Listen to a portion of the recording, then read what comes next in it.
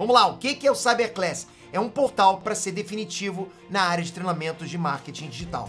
Você vai encontrar tudo o que você precisa para gerar renda na internet. Você vai poder assinar agora por só 12 de R$29. Então toca no link agora, assina, não perde essa oportunidade.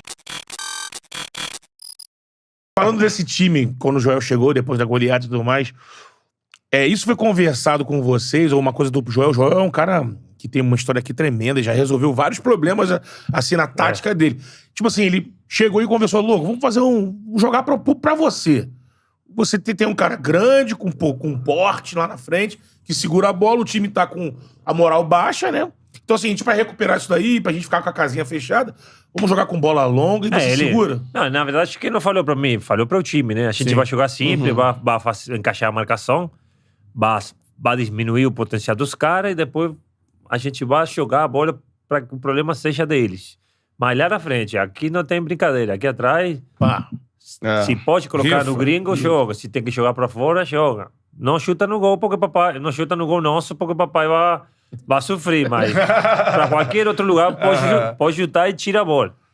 Só que pelas características nossas e os laterais chegavam e cruzavam e começou a dar certo, porque Herrera também era bom no jogo aéreo. Sim. Brigava, né? Aí o time começou a entender que essa forma era uma forma legal para aquele momento, para aquela fase. Só que começou a ganhar, a gente pegou aquela confiança e falou, vamos continuar. Só que já a confiança dava para fazer alguma coisa mais de metade para frente. Já tinha jogadores na velocidade, tinha jogadores que entravam na área com tabela. Por exemplo, a estratégia Joel de ter o Caio talismã para colocar faltando 20 e o mais importante de Joel foi naquela construção do grupo de que o Caio entendesse de que por mais que não fosse titular era uma peça fundamental para o elenco e ele entendia essa situação e esperava o momento do segundo tempo para entrar e fazer aquele revulsivo do time e a gente também esperava. Porque tinha jogo que estava apertado e eu estava pensando, vamos dar uma segurada e esperar que entre um cara. Quando entra um cara, vai arrebentar e alguma coisa vai sobrar para nós. Porque ele não só cruzava, também chutava forte, tinha rebote do goleiro. Aí a gente aparecia para poder dar esse último toque pro gol. Então ele foi construindo essa mentalidade, isso ali. E a gente também começou a olhar que ficava chato para os rivais. Os rivais não queriam jogar contra a gente e falaram, pô, você joga muito feio, cara. Só bola alçada, só chutou. Então falou, continua, que é bom. É bom. Eles estão querendo colocar esse papo para nós, para ver se a gente compra aquele papo para querer começar a jogar. Para ele querer roubar o balão no campo nosso, fazer essa pressão alta. Não, vamos lá, vamos com a nossa, que vai dar certo. Não deu outra, deu certo. Na verdade, que o Joel... Na verdade, eu brincava muito. Eu discutia muito com ele. Com o Joel? Demais. Mas sempre na parte esportiva. Como pessoa, a gente tinha uma convivência fantástica. Ele com o jeito dele, eu com o meu jeito, mas... São duas personalidades fortes, né? Mas no dia a dia era muito, muito engraçado, porque ele é igual que eu, né? Ele queria sempre a última palavra. Dele. E do jeito dele, né? Que você ficava dando risada, mas sempre essa mensagem tinha algo a mais. Que você vai aprendendo. Mas eu discutia muito na parte tática, que sempre o Abreu, mas não falar o louco, não. O Abreu, o dia que você seja treinador, ou você vai atender a papai. Mas hoje que esse cara sou eu. Não, tudo bem, professor. Até um dia lembro que a gente tem uma... tirou a Herrera e a gente. Colocou 2 meias. A gente tinha que ganhar. Falei, tem cara tirou 2 atacantes e colocou 2 meias. A gente tem que ganhar em casa. Aí eu saí e falei pro Joel, e falei em espanhol, você traspapelou tudo a prancheta lá. Os papéis que você tem, colocou tudo invertido. Embolou tudo. Aí chegou ele do jeito, não, assim. Você joga, eu escalho. Não, tudo bem, mas... E foi embora. Pô, faltando 5 minutos não deu outra. O Renato já fez gol. 1-0. Gol do meia. Aí ele só fez assim. E eu tava assim, falei, puta que pariu. Não acredito. O cara sabe tudo e eu tava reclamando pra ele. Agora tem que... Aí chegou no outro dia, fomos lá fomos lá no quarto dele, né? Aí chamou para mim e falei, professor, na verdade que eu pedi desculpa, eu passei a linha, mas vai voltar a acontecer. Eu já cortei minha mão, eu não vou querer cortar outra. Agora com essa vou começar até o final. Beleza, então, tamo junto. Mas eu fui aprendendo também, a gente vai aprendendo. Não é coisa de ter personalidade, não é coisa de falar de futebol, mas você também vai entendendo que, por mais que goste ou não goste, dá para falar, mas tem um limite. E ele entendeu essa situação também. E ele era uma pessoa que, com o mando do grupo, ele era muito esperto de poder controlar toda a situação. E você sabe que aqui a cultura no Brasil tem muita cultura diferente. Tem o evangélico, tem o cristiano, tem... Tá, como ele falava, tem o grupo dos bandidos. Não?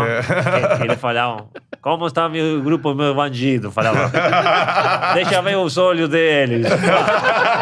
Mostra pra papai. Aí olhava, acho que tem um bandido aí que não dormiu bem. Aí a gente dava risada.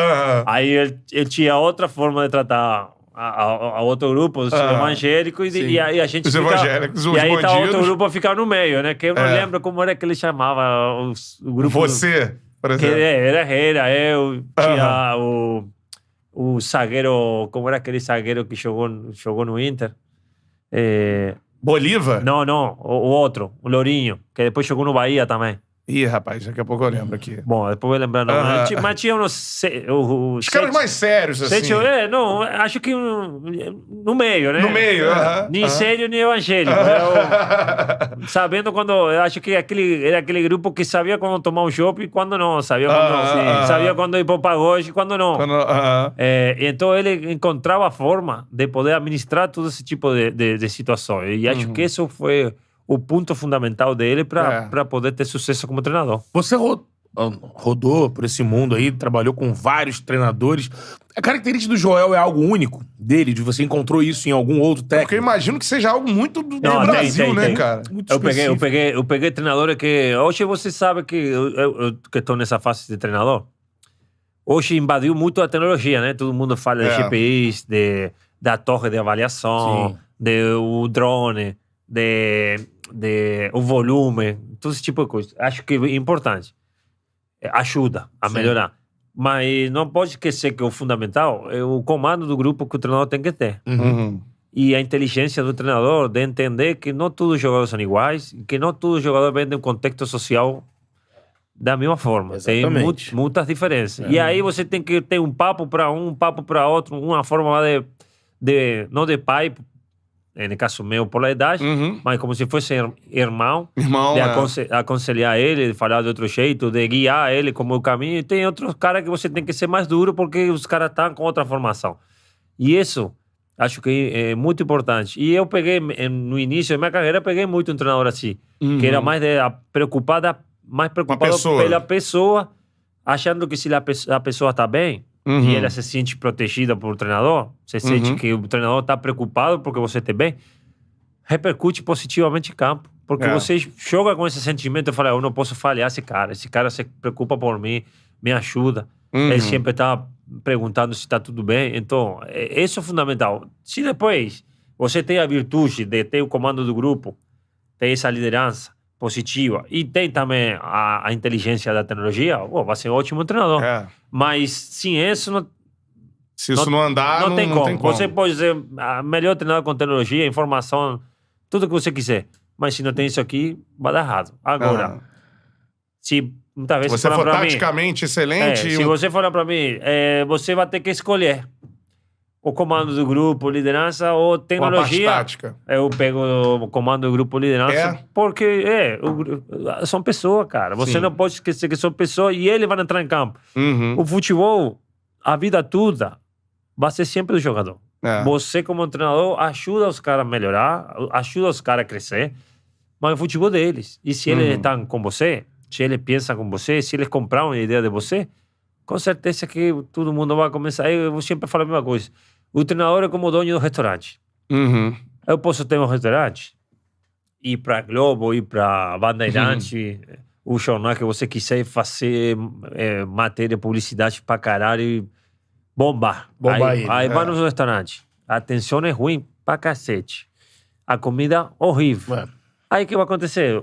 O cliente vai sair, aí vão perguntar, e aí, foi no restaurante louco? Pô, sai fora, cara. Não dá. Muito ova-ova, muito lindo a imprensa, tudo, mas...